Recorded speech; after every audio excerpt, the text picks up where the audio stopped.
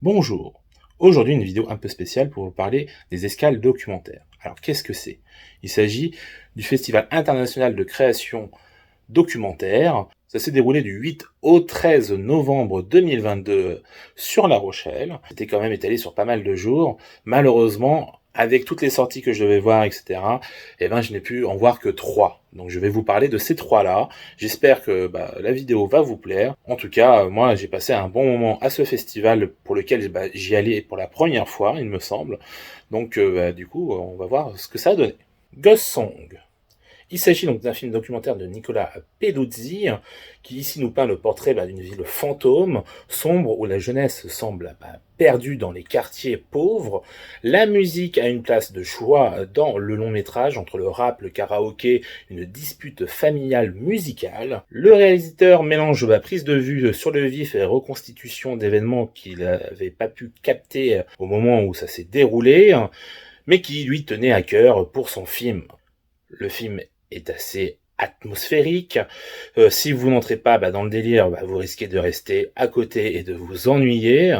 Et je dois vous avouer que je n'ai pas adhéré à tout ce que le film propose. La quasi dernière demi-heure était un peu dure à suivre, tant tout ce qui s'est déroulé ne m'intéressait pas. Bref, c'était pas non plus voilà. Mais il y avait de l'idée. En plus, c'était un film pour lequel j'avais reçu à l'époque une invitation pour aller le voir. Malheureusement, il n'était pas alors diffusé à La Rochelle. Donc là, j'ai pu me rattraper. Donc j'étais quand même content de le voir. Sauvage, court-métrage documentaire de Léonore Mercier, qui nous livre un documentaire d'une vingtaine de minutes, où elle nous montre donc une tradition assez violente qui dure depuis 400 ans en Galice pour le rasage des bêtes qui doivent être capturées pour l'occasion et entassées dans une arène où un public friand de cette violence vient se délecter de cette tradition qui n'a plus de raison d'être aujourd'hui, si ce n'est l'intérêt pécunier évidemment. Donc entre belles images et gênance de ce que l'on voit, c'est pas évident de faire le tri, et en même temps, elle montre les choses telles qu'elles sont, quoi. C'est-à-dire qu'il y a vraiment pas de dialogue ou quoi dans le film. Il n'y a pas une narration, justement, un narrateur, je veux dire, qui vient nous dire ce qu'il faut penser ou quoi. Donc à ce niveau-là, c'est plutôt bien. Mais c'est vrai que même le fait de montrer la chose, moi, ça m'a un peu gêné. Après, bon, voilà, à vous de voir si ce genre de choses peut vous intéresser. Shambhala, dans un court-métrage de Andrea De Fusco, réalisateur qui se joue de nous avec ce court-métrage aux allures de found footage, qui est plus un vrai faux documentaire dont la narration est quelque peu faussée, mais c'est intéressant du coup de le découvrir après visionnage, parce que moi du coup ça c'est le réalisateur qui nous l'a dit après, c'est vrai qu'on s'en rend pas forcément compte au premier visionnage, donc désolé pour le spoil du coup, voilà. Les images sont le fruit des 2 voyages qu'a effectué le réalisateur sur une durée totale de 3 mois.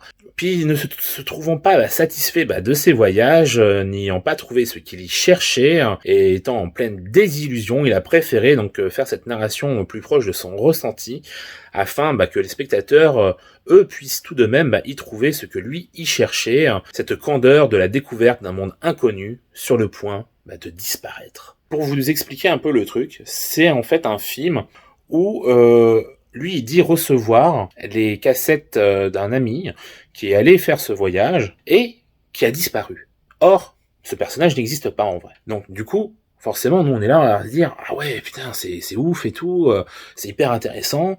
Et effectivement, du coup c'est assez prenant, on rentre vite dans le délire, on a envie de savoir comment ça va finir et tout. Et en fait finalement, c'est lui qui est parti faire ce voyage-là et qui en fait n'a pas réussi à vraiment avoir ce qu'il y cherchait, comme je vous l'ai dit précédemment. Mais du coup, il était très déçu et il s'est dit le film que je voulais faire, en tout cas, je peux plus le faire tel quel. Donc du coup, il a réfléchi et il a pensé à cette idée-là et je la trouve vraiment bien. Alors du coup, on a un peu entre documentaire et fiction, parce que les images en soi sont des images documentaires, mais la narration qui en est faite, elle, est fictionnelle.